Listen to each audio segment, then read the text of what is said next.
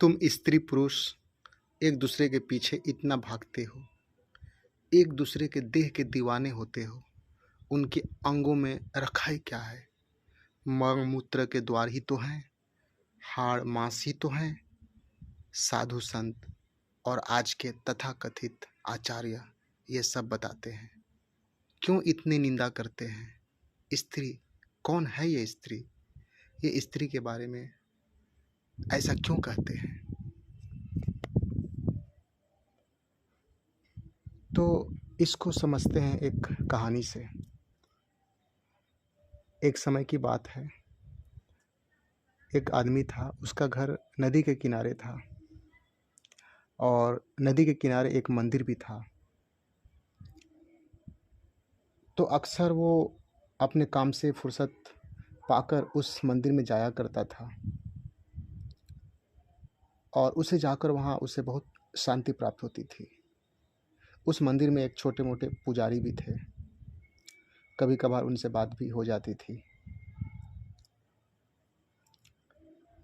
तो उसने उस दिन उस मंदिर के पुजारी से पूछा कि बहुत दिन से मेरे मन में एक प्रश्न है, मैंने कभी पूछने का हिम्मत नहीं किया, आज वो प्रश्न मुझे परेशान कर रहे हैं, घाव की तरह चुभ रहे हैं। तो उस मंदिर के पुजारी ने कहा, आओ बैठो, बैठ के बात करते हैं। दोनों बैठ गए। उन्होंने कहा, वो पुजारी ने कहा कि कहो क्या परेशानी है? तो पंडित जी, मैं जानना चाहता हूँ कि क्यों स्त्री को नरक का द्वार कहते हैं, क्यों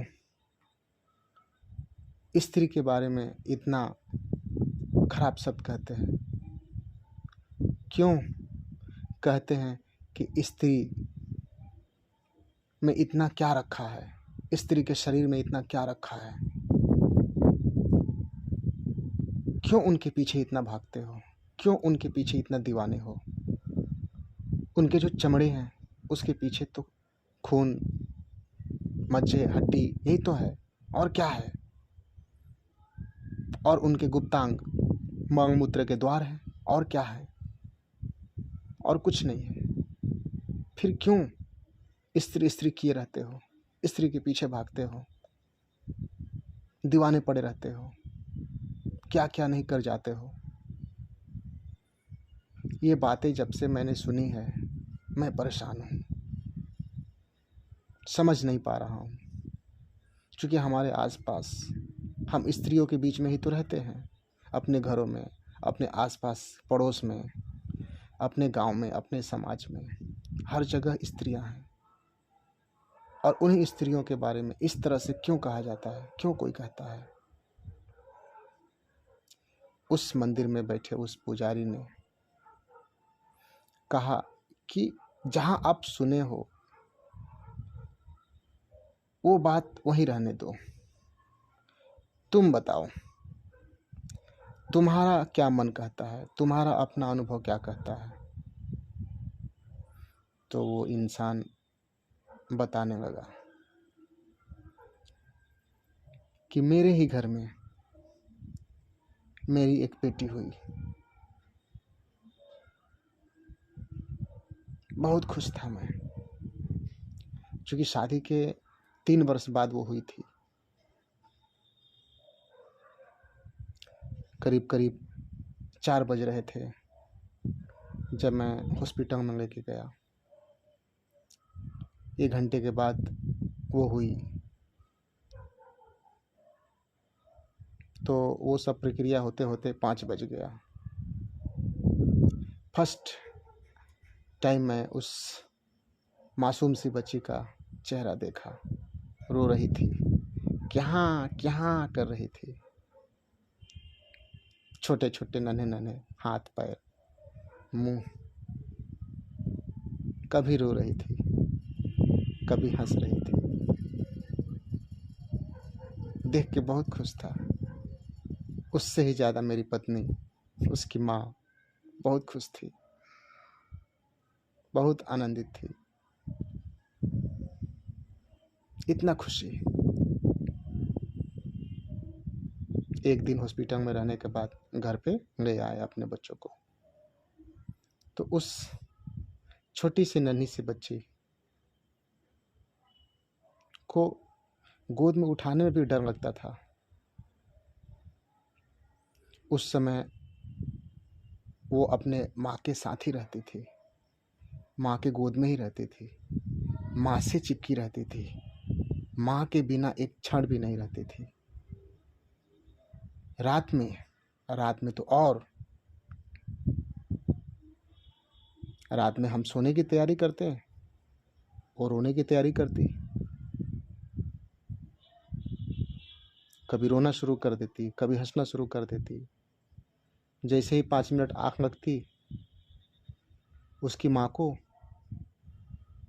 तो कभी सुसु कर देती, कभी पैखाना कर देती। इस तरह से बढ़ते गई। थोड़ी सी बड़ी हुई तो दिन में सो जाती, रात में जगती, रात में रोती रहती, रात में कहती कि मेरे साथ बातें करो, खेलो, मुझे देखो, मुझे पुचकारो। दिन में आदमी काम करता है, थका हारा होता है, रात में सोता है, परंतु हम सो नहीं पाते थे ठीक से, क्योंकि वो रोती थी, हंसती थी, इतनी मासूम थी। मैं तो कभी कभी सो भी जाता था, लेकिन उसकी माँ, मेरी पत्नी, रात रात जगी रहती थी। रात रात भर, कभी कभी 4 बजे तक जब मैं सो के उठता तो देखता कि वो बैठी है और उसे उसके शरीर को मालिश कर रही है।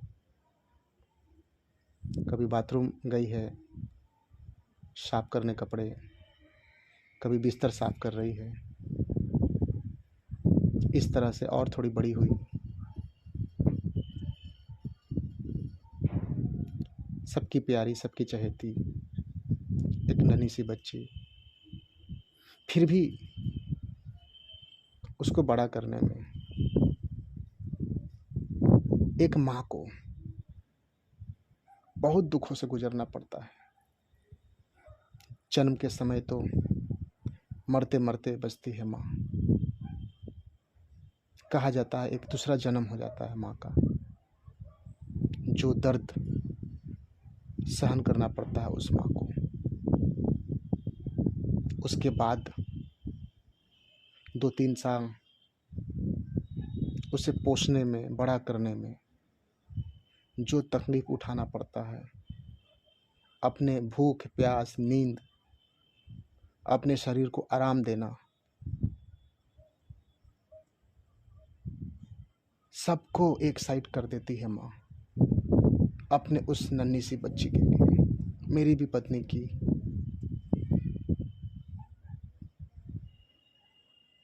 कभी कभी मुझे ऐसा एहसास भी होता कि मेरी पत्नी के पास समय कम है मेरे लिए, फिर भी क्या करे, बच्ची है, उसको तो समय देना होगा।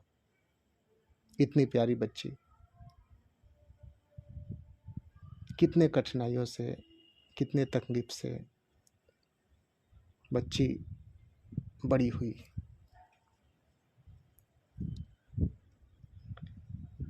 जब वो 4-5 ईयर की हुई तो थोड़ी समझ आई, थोड़ी सी तकलीफ भी कम हुई, क्योंकि कुछ कुछ काम खुद से करना शुरू की, उतना परेशान करना बंद कर दी, थोड़ी समझ आ गई, स्कूल में जाने लगी, उसका पढ़ाई शुरू हो गया। जब मैं ये देखा, समझा, उस दौर से गुजरा, तो मुझे अपनी और अपनी माँ की बातें याद आ गई कि मेरी भी माँ इसी दौर से गुजरी होगी। मैं भी ऐसे ही छोटे छोटे पैरों से, नन्हे मुन्ने पैरों से दौड़ता होऊंगा, परेशान किया करता होऊंगा, रोता होऊंगा। सब कुछ जो मेरी बेटी कर रही है मैं भी तो किया होऊंगा उस समय। उसी दौर से मेरी माँ भी गुजरी होगी। आज मैं इतना बड़ा हूँ, आज एक बच्चे का पिता बन गया हूँ, और वही दौर से मैं भी गुजरा। उन सब चीज़ों को मैं देखा। मेरी पत्नी, मुझे याद है जब मेरी शादी तय हुई, जो आनंद, जो खुशी मेरे मन में थी कि मेरी शादी हो रही है, मेरी पत्नी आ रही है। मेरी पत्नी आई, सौभाग्य से बहुत ही नेक पत्नी प्राप्त हुई मुझे, बहुत ही अच्छी, बहुत ही अच्छे स्वभाव की, गुणी। बड़े अच्छे से हमारे दिन कट रहे हैं, कोई खास दिक्कत नहीं। मैंने अपने माँ को देखा, उनके संघर्षों को देखा, अपने बच्चे की माँ यानी कि अपनी पत्नी को देखा, अपने पत्नी के संघर्षों को देखा कि कैसे बच्चों के साथ साथ पूरा घर परिवार को देख रेख करना, सेवा करना, खाना देना, खाना बनाना, बर्तन धोना, कपड़े धोना, झाड़ू पोछा। ये छोटी छोटी बातें मैं बता रहा हूँ, इनसे भी बड़ी बड़ी बातें, इनसे भी बड़े बड़े काम, इनसे भी बड़े बड़े सेक्रीफाइस स्त्री करी, पत्नी के रूप में, माँ के रूप में। छोटी सी बच्ची मेरी पैर दबाती है मेरा। इतना अच्छा संसार है, इतना अच्छा परिवार है।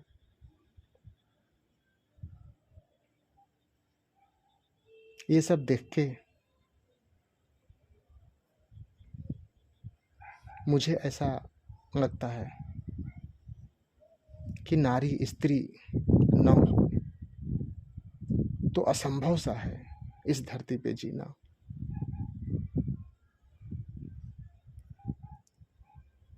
नारी है, स्त्री है तो माँ है हमारी, माँ जो जन्म देती है, जो सब कुछ है, सब कुछ। ममता की मूरत, माँ की ममता के आगे दुनिया का सारा प्यार फीका होता है। वो प्यार हमारा खत्म होता नहीं है कि दूसरा प्यार आ जाता है बहन के रूप में।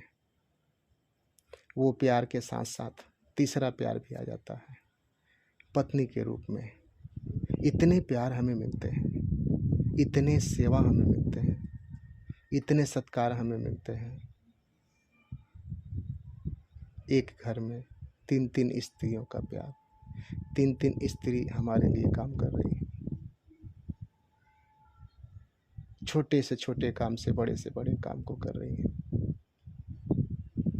कपड़े धोने से लेकर पाँव दबाने तक, दुख में सुख में, सब तरह से। कभी बेटी के रूप में, कभी माँ के रूप में, कभी पत्नी के रूप में, कभी कभी कुछ के साथ बहू के रूप में। फिर क्यों नारी स्त्री नरक का द्वार है? क्यों?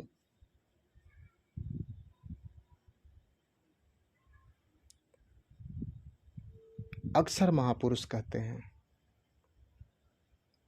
कि हमें हमेशा पॉजिटिव पक्षों को देखना चाहिए, हमेशा सकारात्मक होना चाहिए।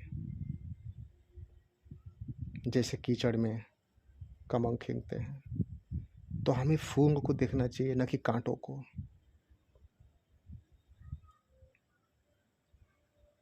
फिर क्यों यही तथाकथित ऋषि मुनि आचार्य कहते हैं स्त्री नरक का द्वार है।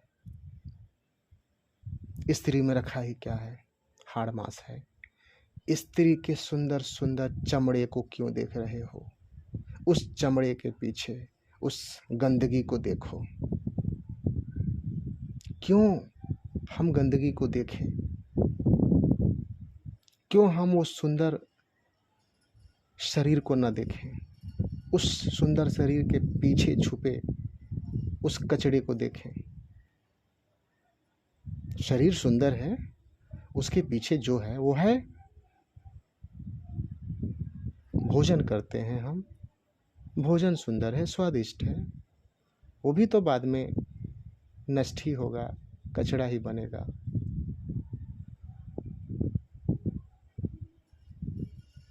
तो हे महाराज, इन सब बातों को सुनकर मैं परेशान हूँ। तो जब ये पूरी कहानी उस इंसान ने उस महाराज को, साधु को, जो मंदिर में थे, उनको सुनाया, तो उन्होंने कहा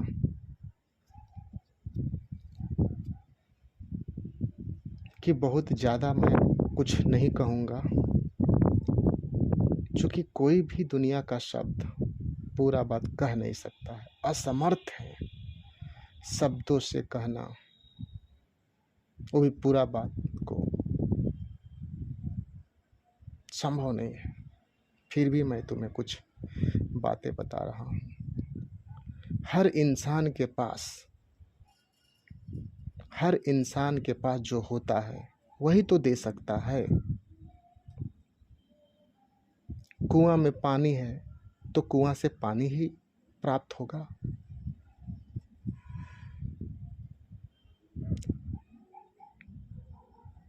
पेड़ में आम है तो आम ही प्राप्त होगा, अगर आम का पेड़ है।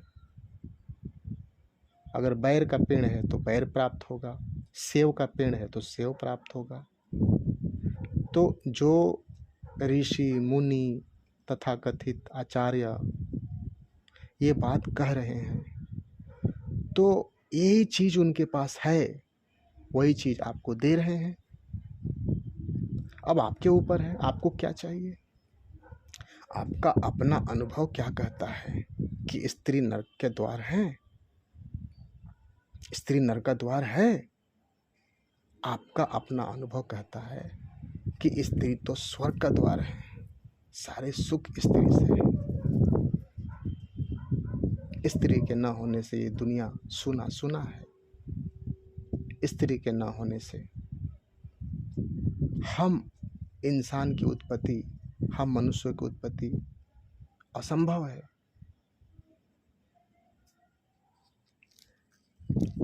तो मेरा यही बात कहना है कि जो उनके पास है वो दे रहे हैं, बट आपको जो चाहिए आप उसे ग्रहण करो, जो नहीं चाहिए उसे ठुकरा दो।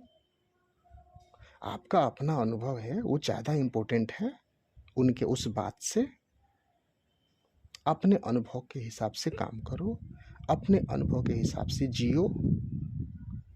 आप अपने अनुभव से आप बहुत ही सुखी जीवन व्यतीत कर रहे हो। आपके अपने बच्चे हैं, पत्नी है, माँ है, बहन है, बेटी है, बहू है, जो बहुत अच्छे से जी रहे हैं, बहुत अच्छे से रह रहे हैं।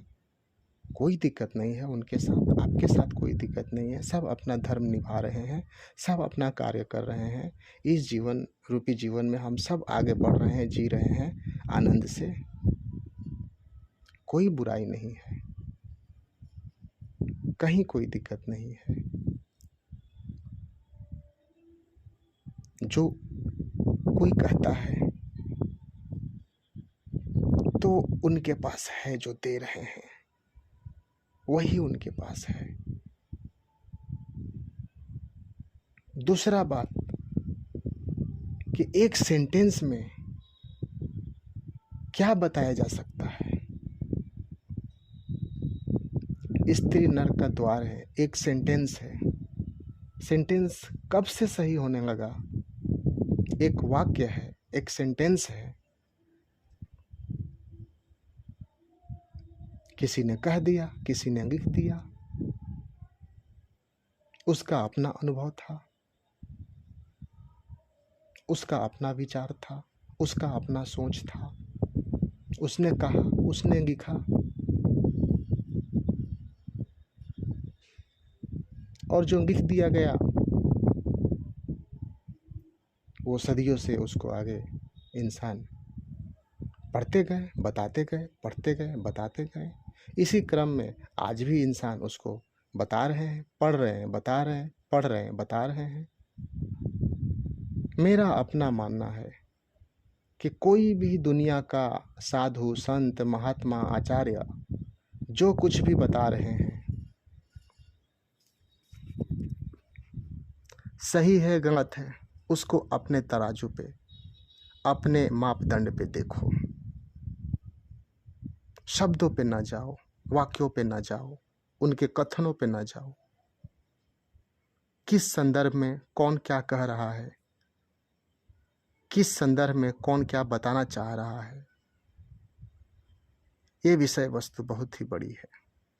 उस पे न जाए, उस पे न जाओ।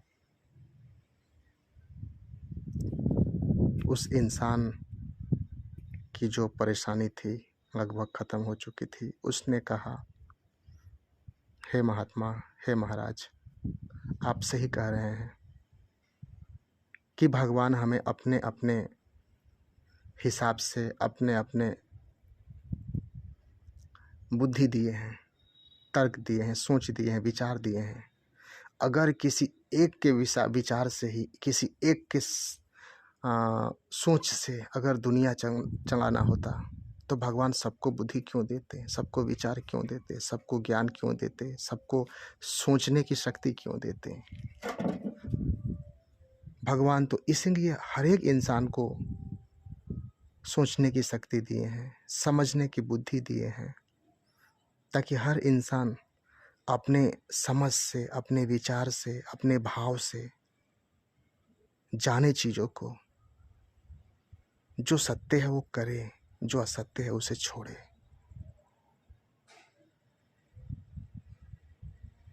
इस प्रकार वो इंसान सुखी सुखी अपने घर वापस आता है और ये प्रण करता है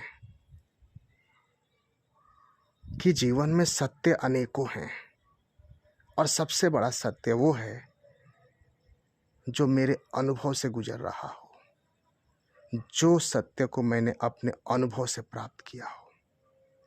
संसार का सबसे बड़ा सत्य वो है।